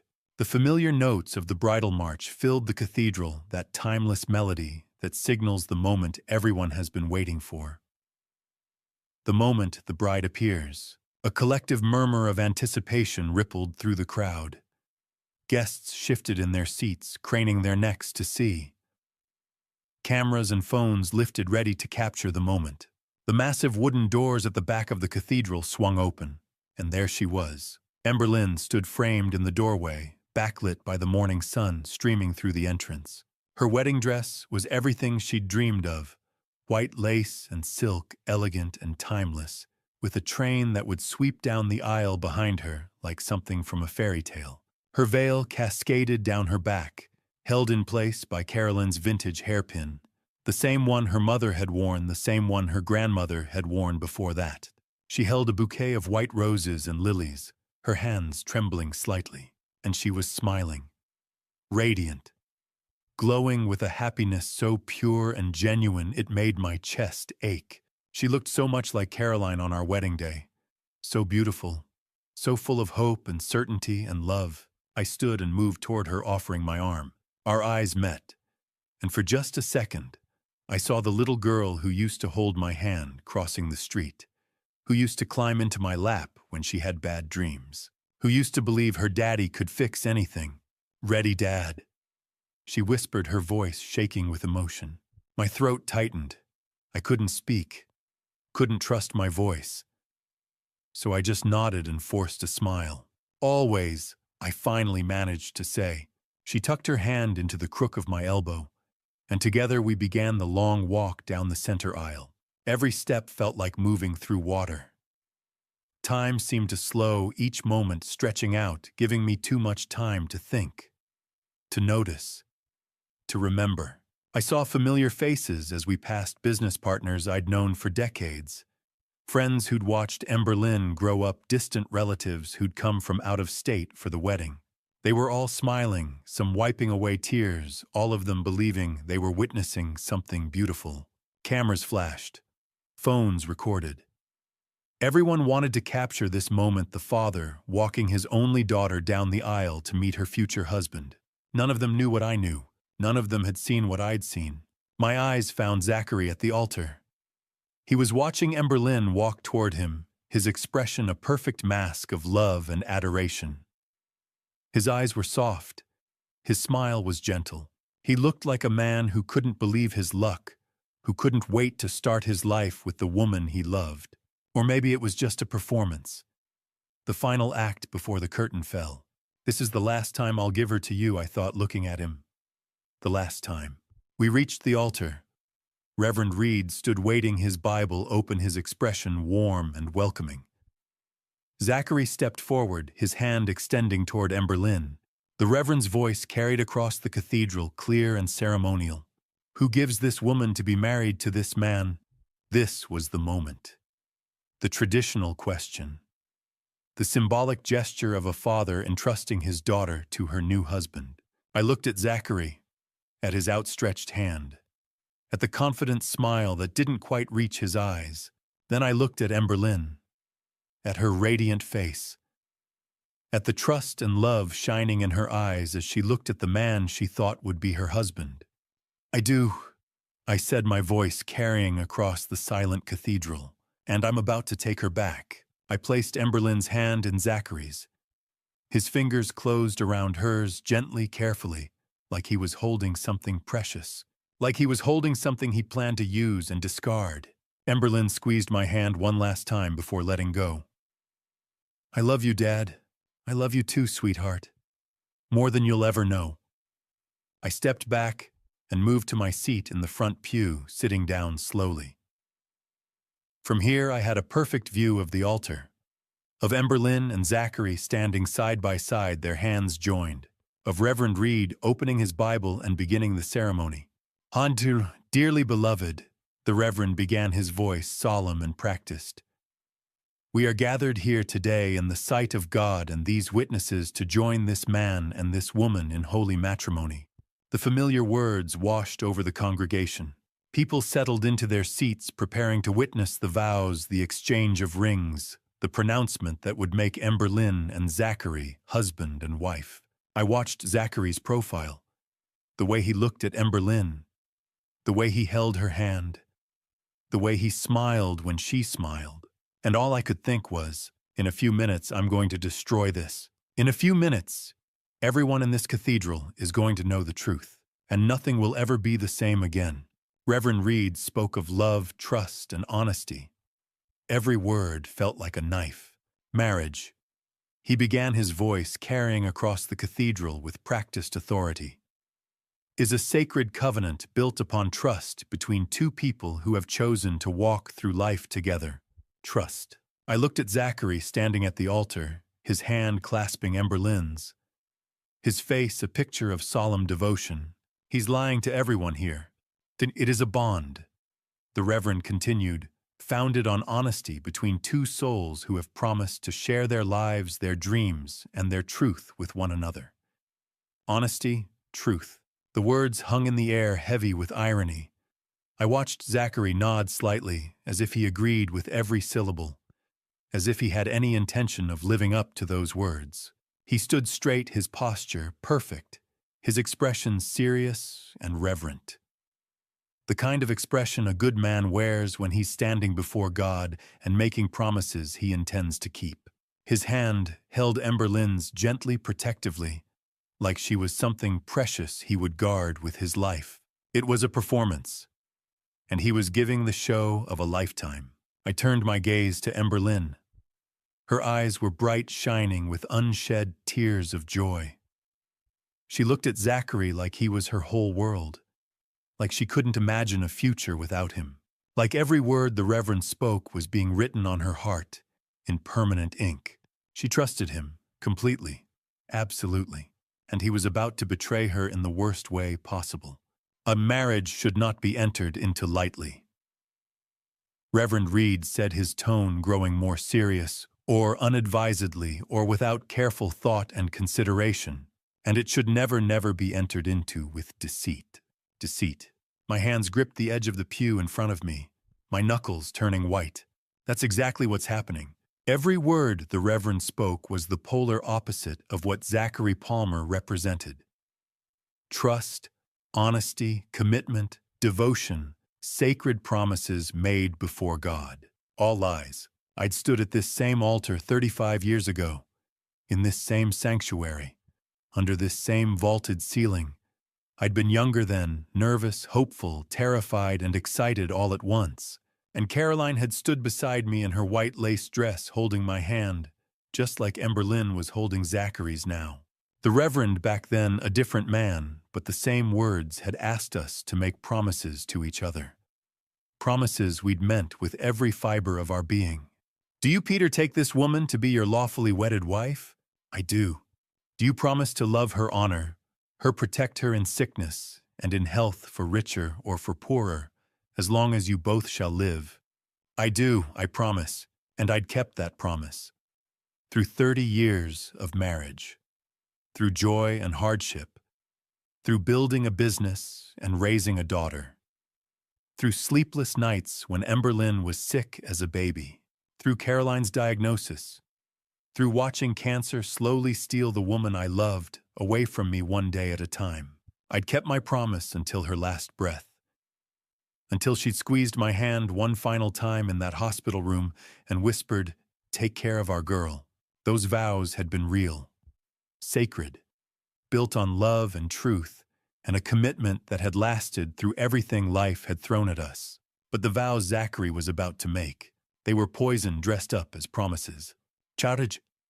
Reverend Reed said, his hands resting on the open Bible before him, requires commitment. It requires sacrifice. And above all, it requires truth. Truth. The word echoed through the cathedral, bouncing off stone walls that had heard that same word spoken at countless weddings over more than a century. My grip on the pew tightened. I could feel my pulse pounding in my temples, my heart hammering against my ribs. Every muscle in my body was tense, coiled, ready to move. Not yet. Wait. The Reverend paused, his eyes sweeping across the congregation. 200 people sat in those pews, all of them quiet, respectful, waiting for the ceremony to continue.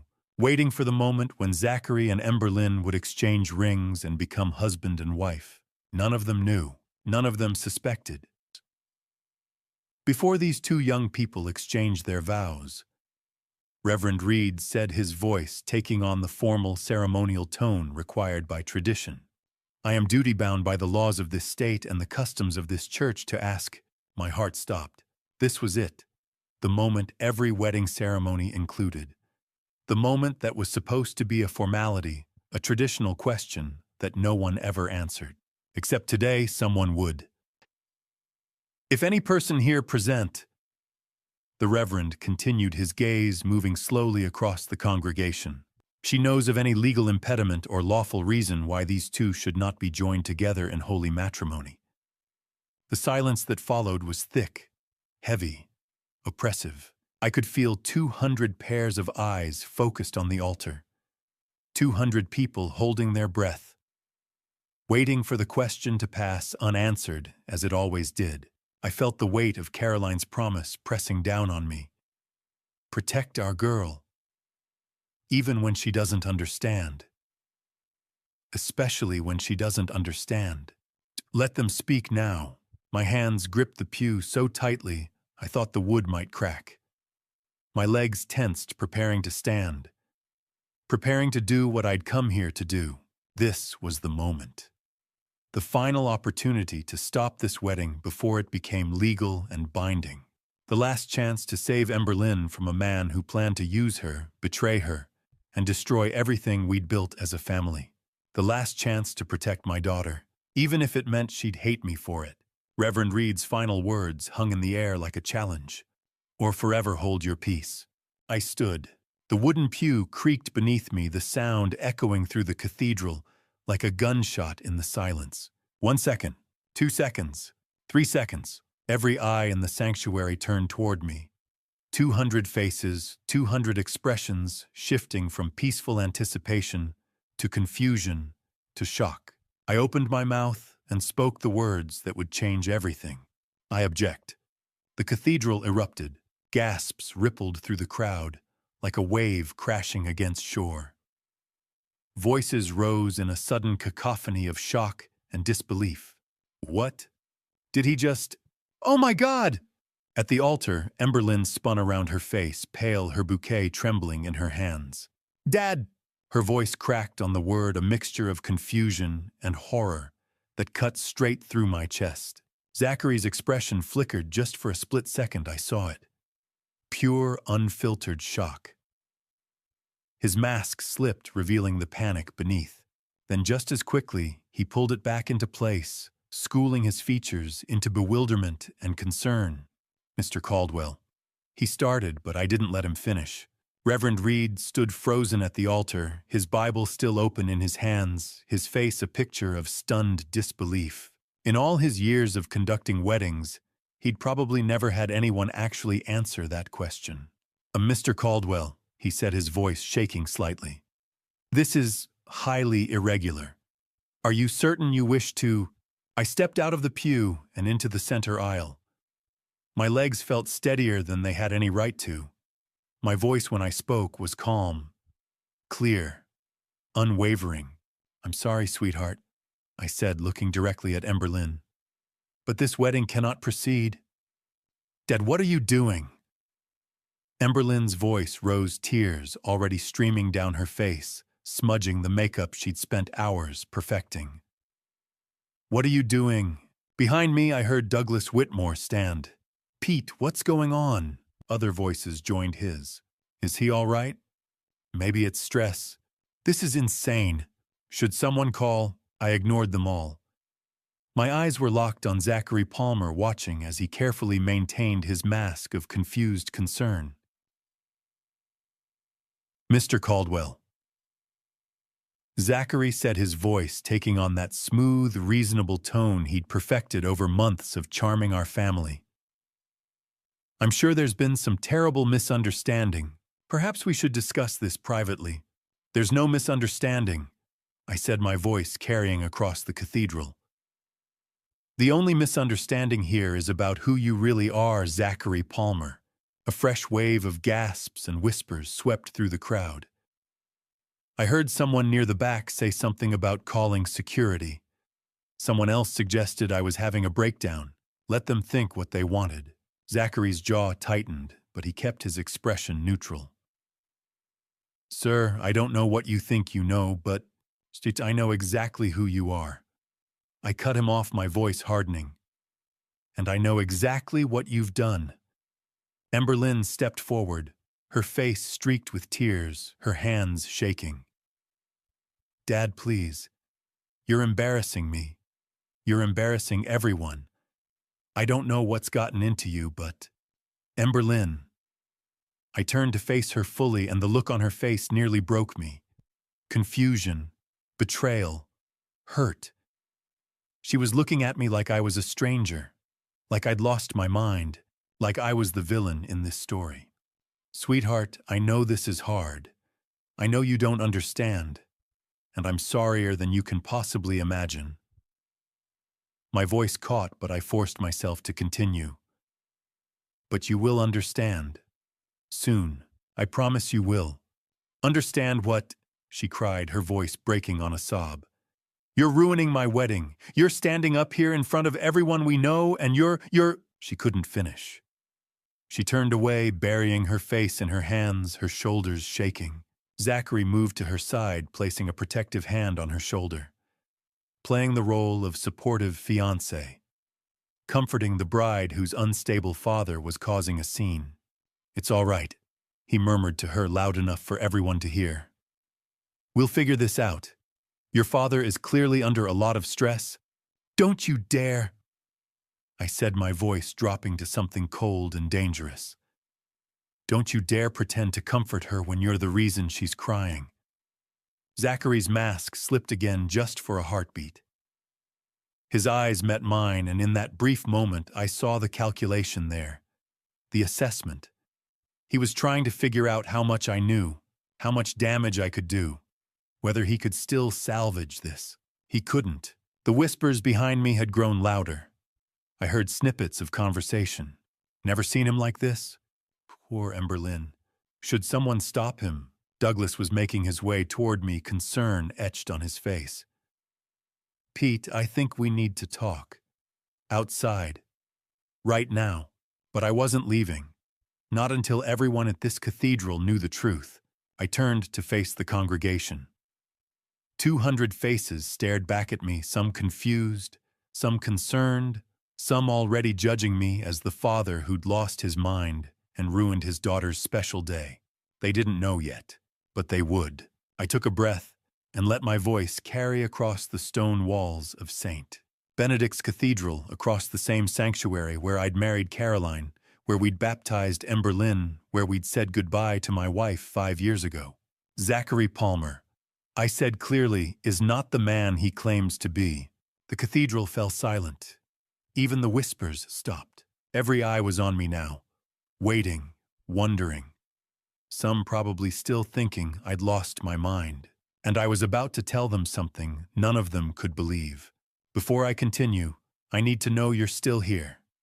Comment below with one word, hero, if you think I'm doing the right thing, or villain if you think I'm destroying my daughter's life.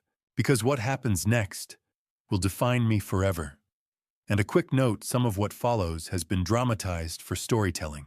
If fictionalized elements aren't your preference, feel free to exit now, no judgment. But if you want to see the moment everything explodes, the moment the whole church sees the truth, keep watching. It's about to get real. Before anyone could react, I spoke the words I'd been holding back since this morning. Zachary Palmer is already married. He has a wife and a daughter. The cathedral exploded. "What? Oh my God! That can't be."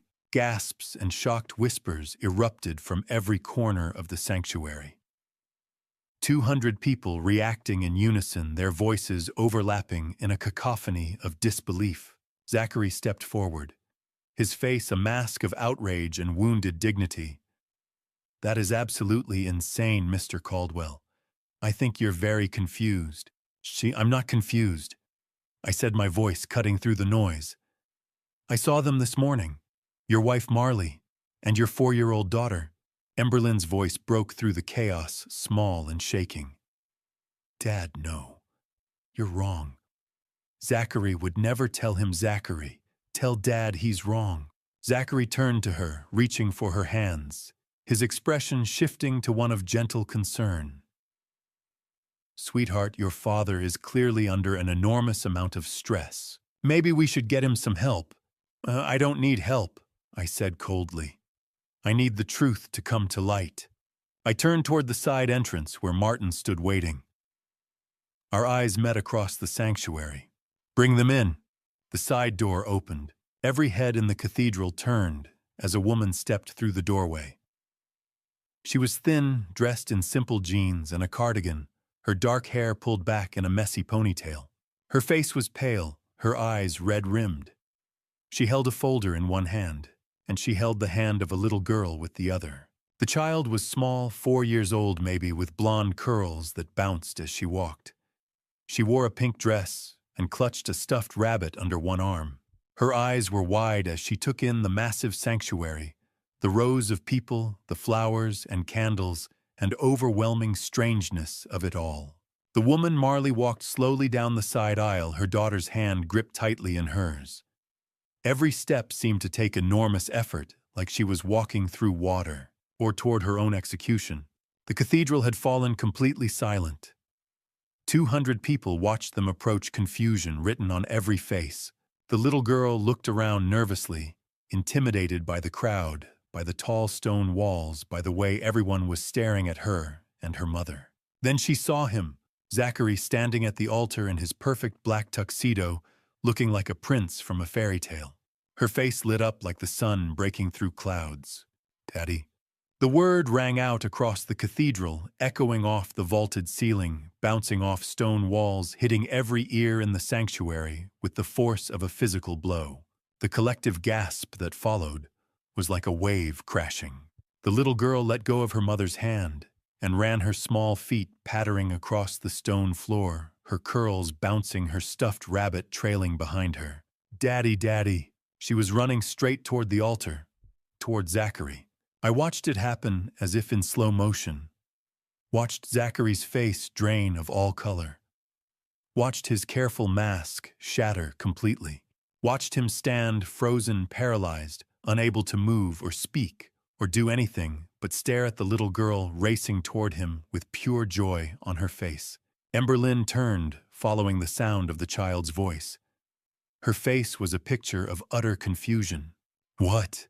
What is? The little girl reached the altar steps and threw herself at Zachary, wrapping her small arms around his legs, beaming up at him with absolute adoration. "You look so handsome, Daddy," she said, her voice high and sweet and completely guileless. "Are you getting married? Mommy said you were getting married." Zachary looked down at her, his mouth opening and closing like a fish pulled from water. No sound came out. Marley had stopped halfway down the aisle, tears streaming down her face. "I'm so sorry," she whispered, though her voice somehow carried in the deadly silence. "I'm so sorry." She forced herself to keep walking to close the distance to the altar. When she spoke again, her voice was stronger, steadier, though it shook with emotion. "My name is Marley Palmer," she said, looking directly at Emberlyn. "I'm his wife. We've been legally married for 5 years." She held up the folder, opening it to reveal the document inside. Even from where I stood, I could see the official seal, the signatures, the date. A marriage certificate, with Zachary's name and Marley's name, dated 5 years ago. "No." Emberlyn's voice was barely a whisper. She took a step backward, away from Zachary, away from the little girl clinging to his legs. "No, this can't be." She looked at Zachary, her eyes desperate, pleading for him to say something. Anything. To tell everyone this was a mistake, a lie, a cruel prank. "Cherie," she said, her voice breaking. "Tell them this isn't true. Tell them." Zachary opened his mouth, closed it, opened it again. Nothing came out. His face had gone from white to gray. His hands hung at his sides, limp and useless. He looked like a man who'd been caught in a trap with no way out, watching the walls close in around him. The little girl, Mia, looked up at him, confused by his silence. "Daddy, are you okay?" Jason Hartley, standing beside Zachary, as his best man stepped back as if he'd been burned. "Dude!" he said, his voice sharp with shock and anger. "What the hell is this?" Emberlyn looked from Mia to Marley to the marriage certificate to Zachary. Her eyes were wide, her face pale, her hands shaking so badly her bouquet dropped to the floor, white roses and lilies scattering across the altar steps. "Zachary," she whispered one more time. "Please, tell me this isn't real." But Zachary said nothing, because there was nothing he could say. The evidence was standing right in front of her. A 4-year-old little girl with his blonde curls and his smile calling him daddy. A woman holding a legal marriage certificate with his name on it. The truth had finally, irrevocably come to light. Emberlyn looked at me, then her eyes finding mine across the chaos of the altar. In that moment, I saw her entire world collapsing. Every dream, every hope, every promise she'd believed in, falling apart in front of 200 witnesses. The little girl's voice, "Daddy Sitikama," still echoed through the cathedral, and everyone was watching as the man at the altar said nothing at all. But I wasn't done. The worst part was still ahead. "There's one more thing," I said, my voice cutting through the shocked silence. "One more thing everyone needs to know." Marley had moved closer to the altar, tears streaming down her face. She looked at Emberlyn with an expression of pure misery. "He forced me into this," she said, her voice shaking. "We owe money to dangerous people. He said it was the only way to save our daughter. I didn't want to. I tried to warn you." Emberlyn's face was a mask of shock and betrayal. She looked at Marley, at the marriage certificate still visible in the folder, at little Mia still clinging to Zachary's legs. "So this was all about money." Her voice was hollow. "You were planning to steal from my family." Marley nodded, shame washing over her features. "I'm so sorry." Zachary seemed to realize he needed to regain control of the situation. His face shifted, taking on an expression of desperate sincerity. Okay, yes, I should have been honest from the beginning. He looked at Emberlyn, his voice softening. But I love you, Emberlyn. The money that was just to solve a problem, and then we could have had a real life together. Just you and me. That's a lie, I said coldly. And it's not even the worst lie. Zachary's eyes snapped to me, a flash of warning in them. Mr. Caldwell, I think you've said enough. I haven't said enough, not even close. I pulled out my phone, holding it up, so the guests in the front rows could see the screen. I swiped to the screenshots Martin had shown me this morning, the evidence I'd photographed and sent to the police. This morning, I said, my voice carrying across the stunned cathedral.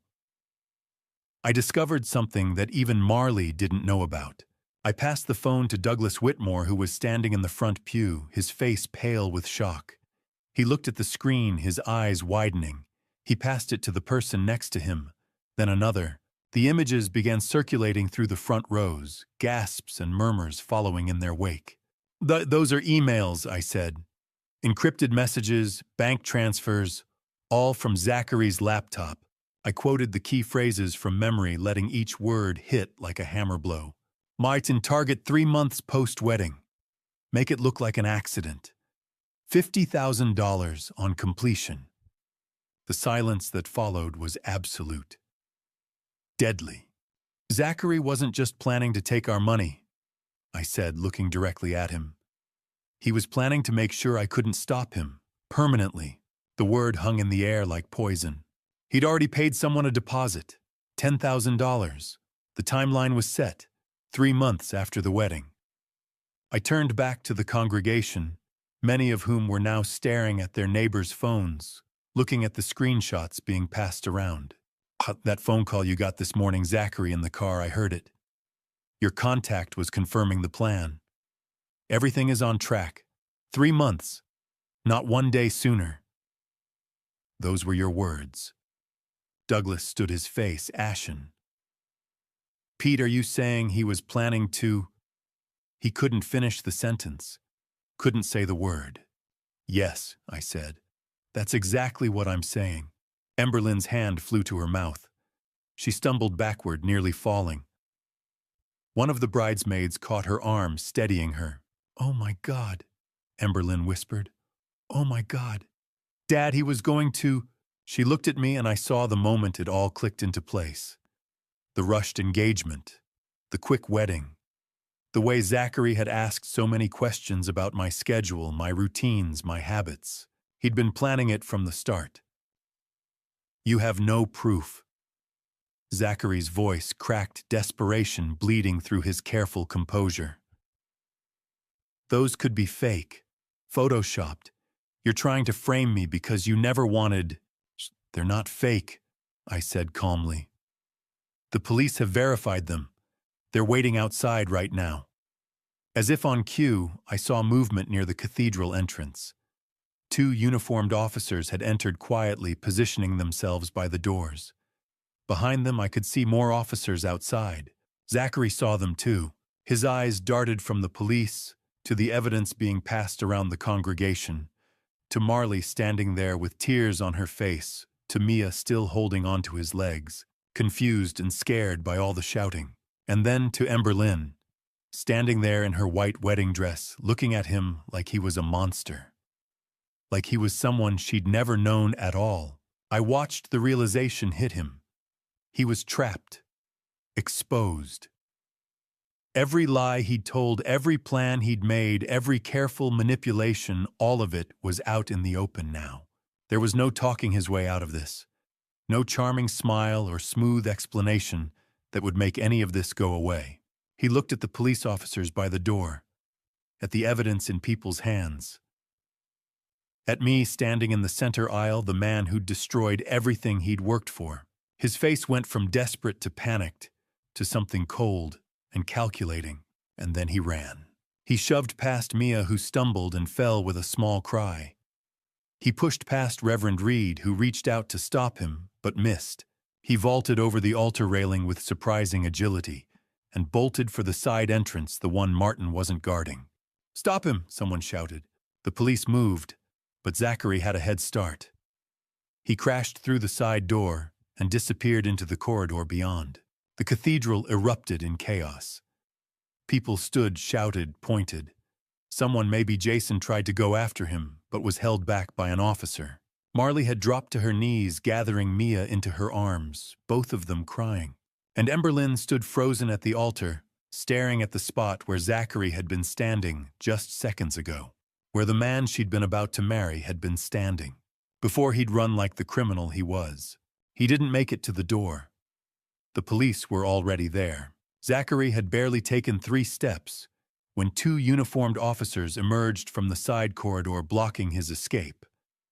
Their presence was calm, professional, unavoidable. Zachary Palmer. He froze, panic flooding his face. This is a misunderstanding. You're under arrest." The second officer stepped behind him, handcuffs ready. Zachary tried to retreat, but there was nowhere to go. The altar stood behind him. The officers in front. 200 witnesses on every side. Charges include bigamy, fraud, and conspiracy to commit grievous bodily harm, the first officer said, reading his rights in a steady voice. "No, this is insane, I can explain. You'll have the opportunity at the station." The metallic click of the cuffs echoed through the cathedral, impossibly loud in the stunned silence. The officer turned to the congregation. "Anthony Greco has also been apprehended outside. He was attempting to gain entry." Marley, kneeling beside Mia, looked up sharply. "Greco. He's in custody, ma'am. You're safe." Relief crashed over Marley so intensely, it looked like pain. She sank onto a pew, pulling Mia into her arms, sobbing not in grief, but release. The officers led Zachary toward the exit. His movements were stiff, the handcuffs forcing his shoulders back, his tuxedo suddenly looking like a cheap costume. At the aisle, he turned, eyes locking on Emberlyn at the altar. "Emberlyn, please, don't." Her voice was flat, final.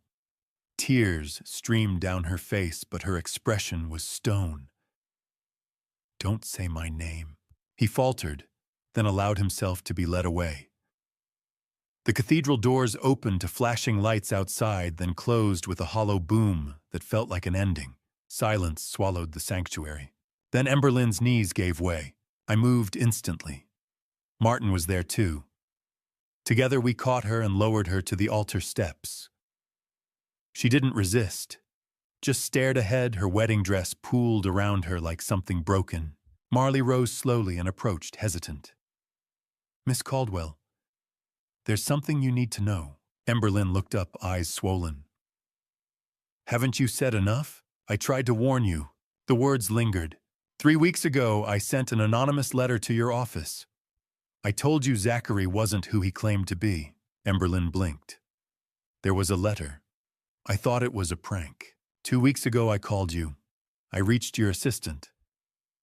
But Zachary came home early. He heard me. He took the phone." Emberlyn's breath caught. "That call. I heard someone say my name. Then it cut off. He threatened to take Mia if I tried again," Marley said, voice breaking. "Said I'd never see her again." Understanding spread across Emberlyn's face. "You were trying to save me." Marley nodded. "I was terrified, but I couldn't stay silent. I'm sorry." The warnings, Emberlyn whispered, turning to me. "They were real. You couldn't have known," I said softly. She looked around the cathedral at the flowers, the silent guests, the photographer frozen in place. At Mia quietly playing in the corner. Her wedding, gone. But she was alive. Safe. She turned back to me. "You saved me. Even if I hate you for a while. I'll accept that," I said. "As long as you're safe." "I thought I loved him," she whispered, then broke. I held her as she sobbed, just like when she was little. Around us, the cathedral emptied. Douglas passed with a grave nod. Marley gathered Mia and left with an officer, pausing once to look back at Emberlyn with regret and hope. Martin stood guard nearby. At last it was just us. "What happens now?" Emberlyn asked. "We go home," I said. and you heal. She nodded and leaned into me. Justice had been served, and my daughter finally understood why.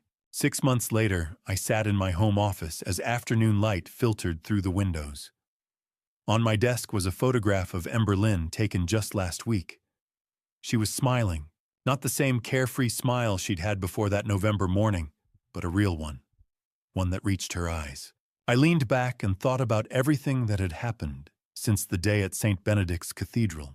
Zachary Palmer had been sentenced to 25 years in prison, 5 for bigamy, 10 for fraud, and 15 for conspiracy to commit grievous harm. The sentences ran concurrently, but even with good behavior, he wouldn't see freedom for decades.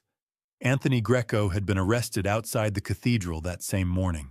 The charges against him were extensive racketeering, extortion, loan sharking, and conspiracy to commit murder. He received 30 years. Authorities had been building a case against him for months, and our evidence finished it. Marley Palmer was granted immunity on most charges in exchange for her testimony. She received probation and a suspended sentence. The judge acknowledged she'd been coerced by threats against her daughter. She had tried to warn Ember Lynn. She'd done what she could. I paid off Mia's medical debt, all $95,000. I helped Marley relocate outside the city and set up a trust fund for Mia's education and health care. Caroline would have done the same. That little girl was innocent. Marley cried when I told her. She'd expected judgment, not mercy. The first month after the wedding was the hardest. Ember Lynn barely spoke to me. She was angry at Zachary, at the world, and at me for destroying her wedding day. She couldn't understand why I hadn't told her privately. I let her be angry. By the second month, she began therapy with a trauma specialist. Slowly, she processed the truth. By the third month, she understood why I'd done what I did. If I'd warned her quietly, she might not have believed me. Now, 6 months later, she was stronger, wiser, not broken. There was a knock on my door. "Come in," I said. Ember Lynn stepped inside, wearing jeans and a sweater, her hair in a ponytail. She looked healthy. She looked like herself. "Hey, Dad, I'm always happy to see you.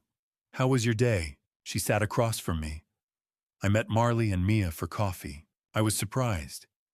"You did?" "Yeah. Mia's doing really well. She still talks about the pretty church sometimes. Marley started a new job. She's trying." We sat quietly for a moment. "I need to say something," Ember Lynn said. "Okay.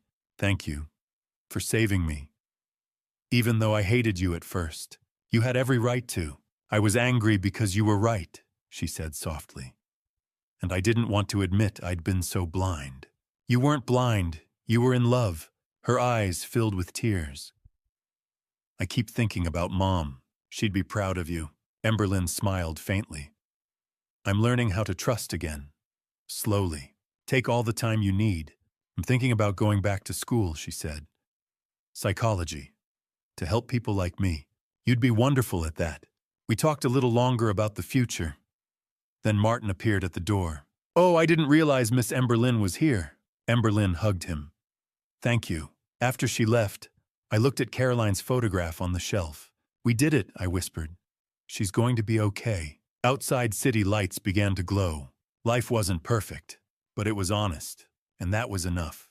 And to you listening to this family story, remember, this God gives us instincts for a reason. When I first felt something was wrong with Zachary, I believe God was whispering to my heart. I ignored it because I wanted Ember Lynn to be happy. But God doesn't whisper warnings so we can ignore them. He whispers so we can protect the ones we love. Trust those instincts. They might just save a life. Looking back on this family story, I see my mistakes clearly. I waited too long. I let fear of hurting my daughter stop me from protecting her.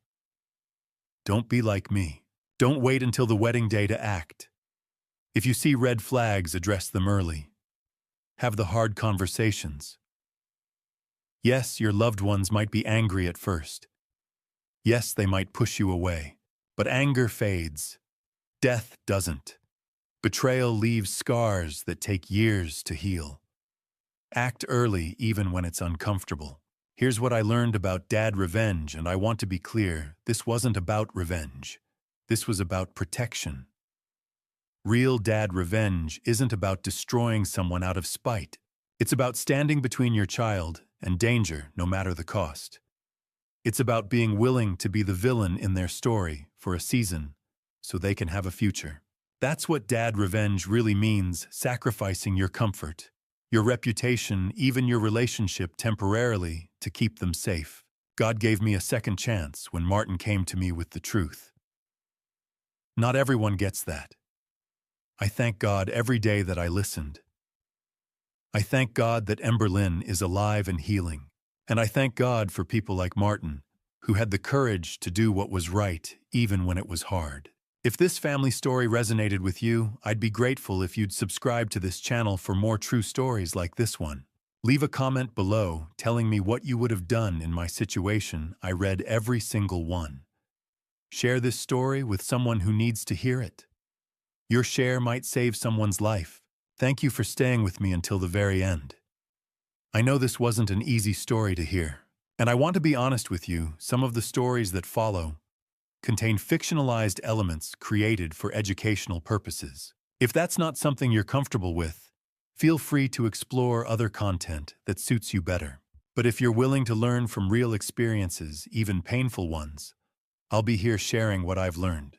God bless you. And remember, protecting your family is never wrong.